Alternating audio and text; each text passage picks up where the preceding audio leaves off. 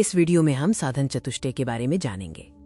ज्ञान योग साधना में मोक्ष प्राप्ति के लिए मुख्य रूप से 2 साधन उपयोग किए जाते हैं, बहिरंग साधना और अंतरंग साधना। बहिरंग साधना, जिसे साधन चतुष्टय भी कहते हैं, प्रारंभिक अवस्था में पालन करने योग्य बातें हैं। साधन चतुष्टय का परिचय आदि शंकराचार्य द्वारा रचित तत्वबोध में मिलता है।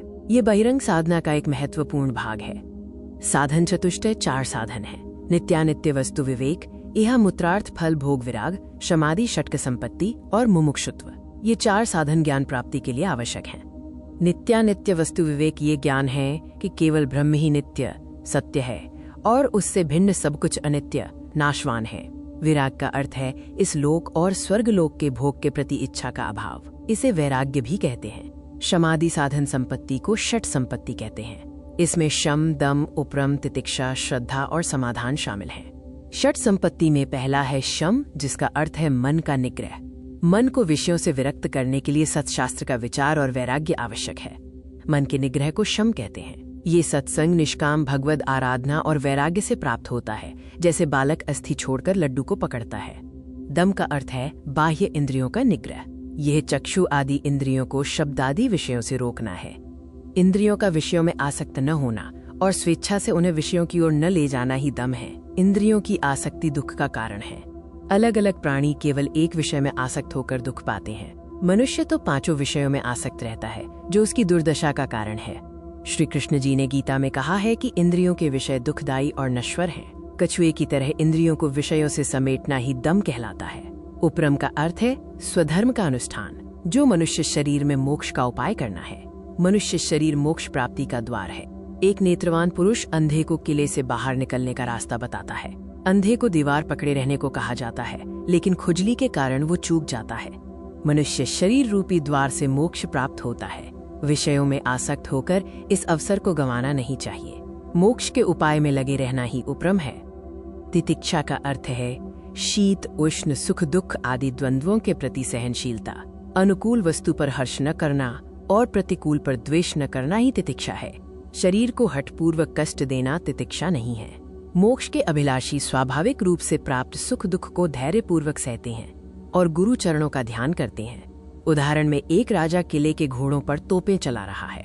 जो घोड़ा सभी बंधन तोड़कर बाहर निकल गया, वही मुक्त हो पाया। संसार रूपी किले में जीव रूपी घोड़े बंधे हैं। बुद्धिमान लोग मोह, विषय और सिद्धियों की खाई त्याग कर परमानंद प्राप्त करते हैं, जबकि अन्य बंधे रह जाते हैं। वास्तविक तितिक्षा वह है जिसमें प्रारब्ध से प्राप्त सुख दुख को सहजता से सहकर शास्त्र का विचार और गुरु चरणों का ध्यान किया जाए। श्रद्धा का अर्थ है गुरु और वेदांत के वाक्यों में पूर्ण विश्वास। ये दृढ़ निश्चय ही श्रद्धा है कि ये मोक्ष का कारण है। गुरु और वेदांत के वाक्य भले ही सांसारिक दृष्टि से मिथ्या हों, वे मिथ्या संसार की निवृत्ति करने में समर्थ हैं, क्योंकि समान सत्ता वाले पदार्थ ही साधक या बाधक होते हैं। शास्त्रों में 3 प्रकार की सत्ता बताई गई है: पारमार्थिक, व्यावहारिक और प्रातिभासिक। समान सत्ता वाले पदार्थ ही आपस में साधक या बाधक हो सकते हैं। जैसे स्वप्न के राजा की दरिद्रता स्वप्न के ही राज्य से दूर हुई, वैसे ही मिथ्या गुरु और वेदांत वाक्य मिथ्या संसार की निवृत्ति कर सकते हैं।